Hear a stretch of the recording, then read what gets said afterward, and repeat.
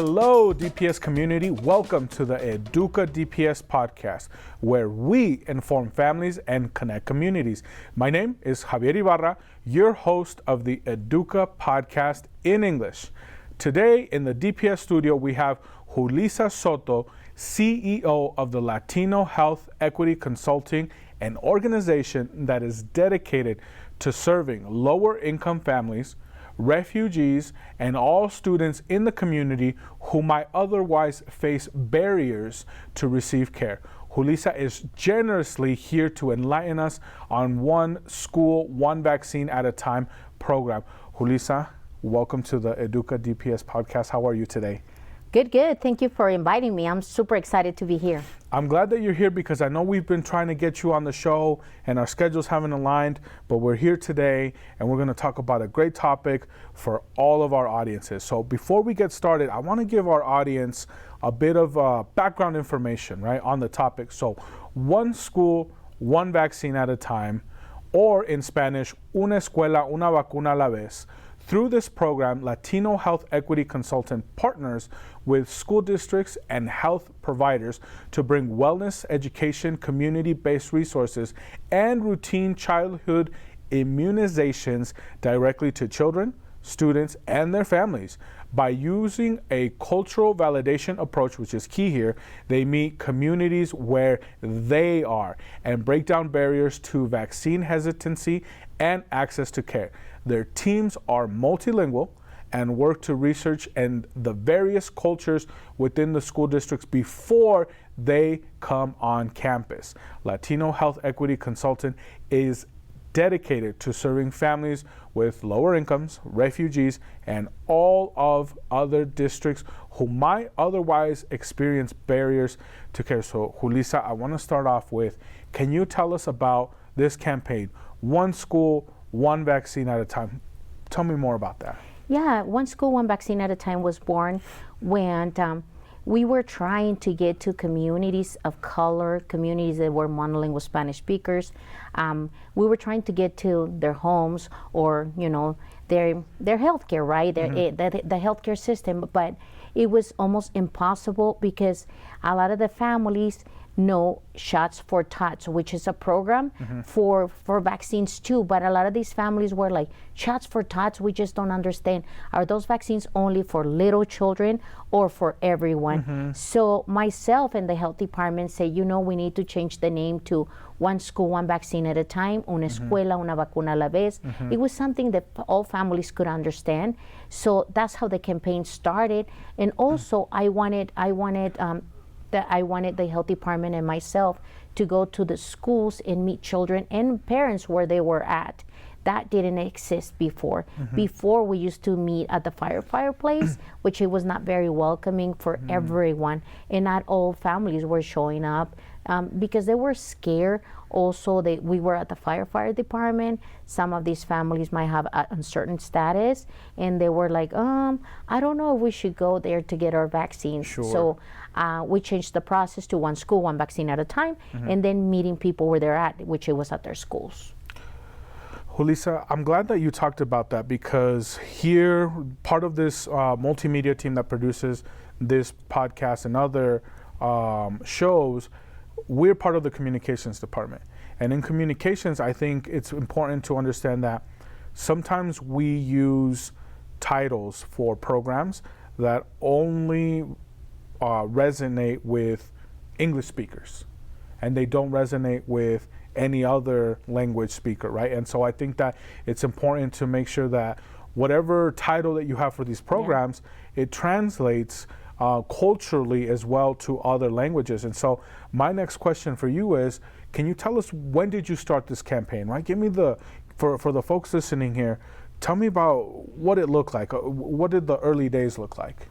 Perfect. So We believe in transcreation, not translation. Like you say, we needed to find a name that was transcreated and not translated, because a lot of the times we utilize titles that work for a certain community, but then when you transcreate or you translate, it doesn't work the same way. So I said to our team, you know, we need to start transcreating and not translating. And that's why we say, okay, for the Anglo community, let's leave shots for tots, but for the Latino community, one school, one vaccine at a time. And for other communities, because it transcreate well in all levels. This campaign started during the COVID pandemic. A lot of the schools were closed. But then when the schools started opening, I said to my team, now we need to get to the schools and start educating the families on what vaccines are all about, why is it important, and we need to go where they're at. You know, we in the past have asked families to come to the health departments, which is very difficult for some of the families because social disparities of health exist. If you don't have transportation, if you don't, and even if you have transportation, if you have $100 for gas, for example, are you going to go to a clinic where your copayment is $20 but you have 5 kids? There's your $100 for gas or for food or for vaccines, right? So I said, no, I want to bring a program to the schools where we can bring those vaccines at no cost to the families, and also the families are already there picking up their children. So we have after hour clinics, that's how we call it. After hour clinics, we are open 3 to 7 p.m. We go to the school, they invite us, and then we're open 3 to 7 p.m., 4 to 8 p.m. It depends on what the school wants from us. We bring our health department with us, and we start offering vaccines at no cost to the families when they're picking up their kids. We're also waiting for them when they get off work. They can still stop by with their children to vaccinate the whole family. Because if one student is not compliant, more likely mom, dad, brother, sister are non-compliant. So more likely we like to vaccinate the whole family. So this is not only a student approach campaign, it's a family approach campaign, because we validate the cultures of the communities that we wish to serve for better health outcomes. I think it's important to note for our audience members here that you go to them. Yes. Right? And so why have that, right? People are going to ask, why do that? Because it's a cultural thing, right? You just explained to us that we have an opportunity to reach folks, but if they had $100 for food and they have to use it on gas or copay or whatever. And so I just wanted to highlight that for our audience. My next question for you is, how long have you been doing this? How long has one school, one vaccine at a time been happening? Okay, one school, one vaccine at a time started. I was born 4 years ago, but me, myself, I have been in the healthcare system working to serve the Latino community for 27 years. 27 years. 27 years, almost 3 decades. Almost my age since I was born. Wow. I'm almost 30 years old, so I've been doing my work since I was 30. Yeah, almost the same time. Yes. 3 decades. That's my age. Let's leave it at that. That's the secret to the fountain of youth is the vaccines. The vaccines. That's it's what the I'm vaccines. hearing. Get all your vaccines. Get over your vaccines. Parents, mamas, you're listening to this. Get your vaccines. So, Julissa, tell me, are you seeing any hesitancy, right?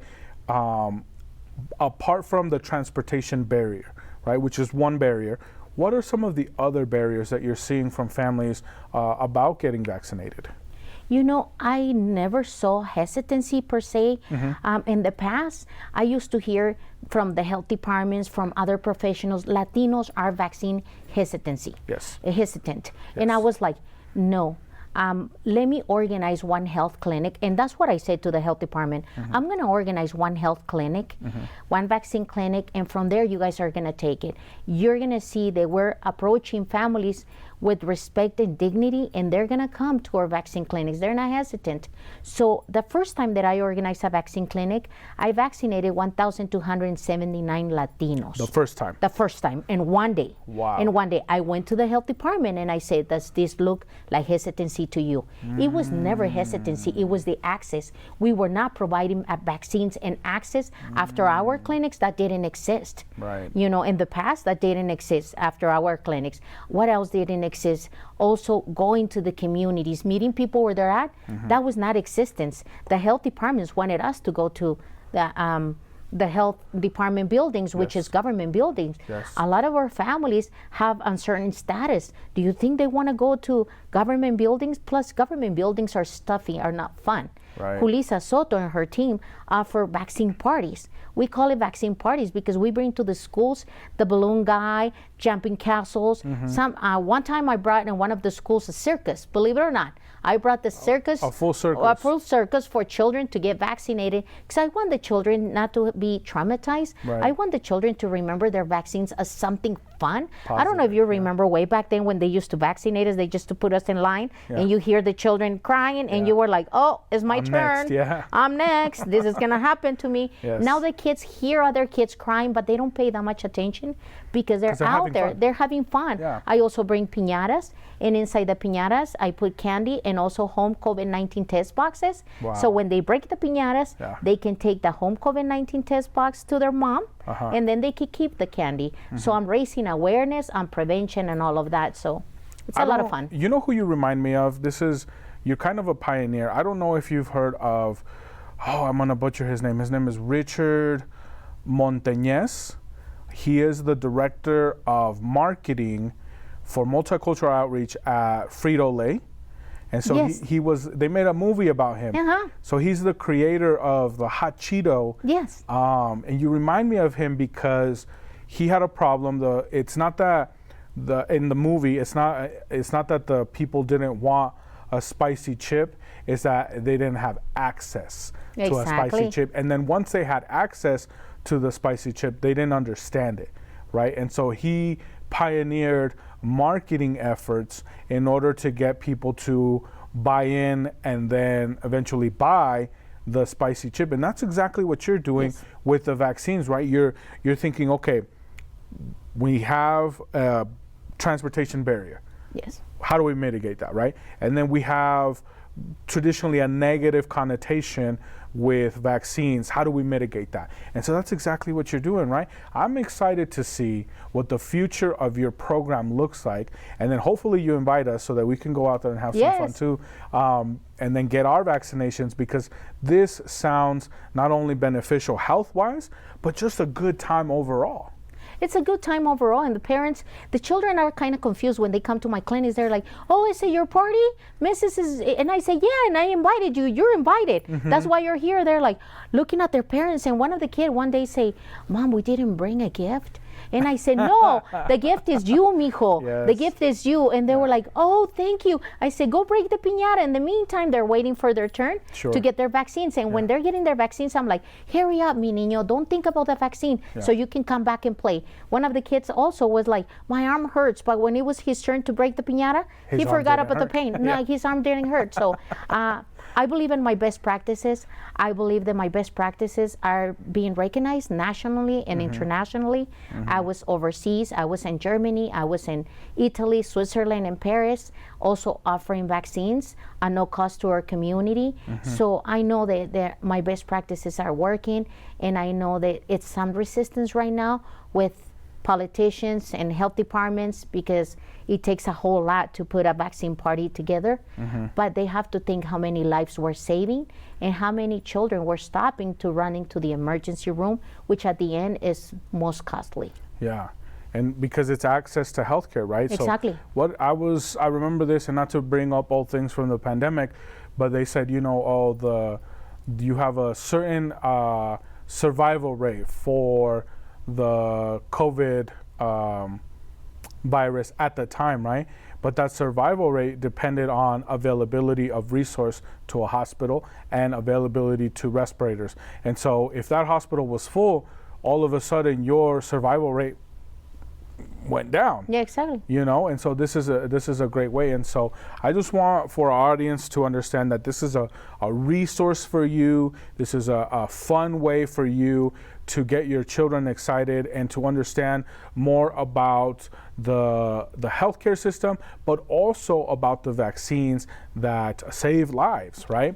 And so, Julissa, I want to ask a few more questions before we go, because our time here is limited with you, because I know you got to be somewhere and very busy person, right? Yes.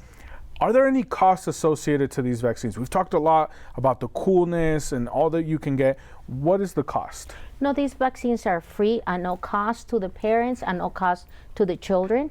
We also bring vaccines for adults. Those vaccines, if you're in the process of getting your citizenship, I know immigration asks for many of those vaccines. Those vaccines are very, very expensive somewhere else. With us, are free at no cost. Polio, MMR, all of those vaccines are at no cost for the parents and the children. Right, and they're part of the required vaccinations to go to school, and so this is a great way to meet that requirement. Yeah, it's the law in Colorado. Right. You can't be at school if your child is not up to date with vaccines. Yes, yes, of course. And so, last question for you, Julissa. Is there anything that you'd like to mention? Something that you said, oh, Javier didn't get to ask me this, but I really want to mention it. Is there anything that you want to mention before we let you go? I just want to say to all of you parents, please come and visit us. Pretty soon we'll be at your school. I'm visiting every single school in DPS. So pretty soon, I will be in your neighborhood with this vaccine party. Bring your child, have fun, and break some piñatas. And I'll be more than happy to welcome you and with open arms and say thank you that you're saving your child's life. Remember, vaccines save lives. Thank you so much, Julissa, for joining us here in this value information. This concludes our podcast for today. So thank you all for listening. And I want to thank again our guest, Julissa Soto, for this very useful information. We would like to ask all of our audience members to please share this episode of our EDUCA DPS podcast with your relatives, with your friends, with the DPS community. That's actually the best way to support this show, is to share this content. For this and more DPS multimedia productions and content, please subscribe to our YouTube channel at Denver Public Schools Plus. We are also on all of the main podcast platforms. Just search for the Denver Public Schools podcast. A big thank you to our communications department and to our proud superintendent of Denver Public Schools, Dr. Alex Marrero, for the support to EDUCA and all of our multimedia productions. Please remember to tell your children more often. Julissa, what is this saying? I believe in you and I know you can do it. I'm Javier Ibarra. Until next time.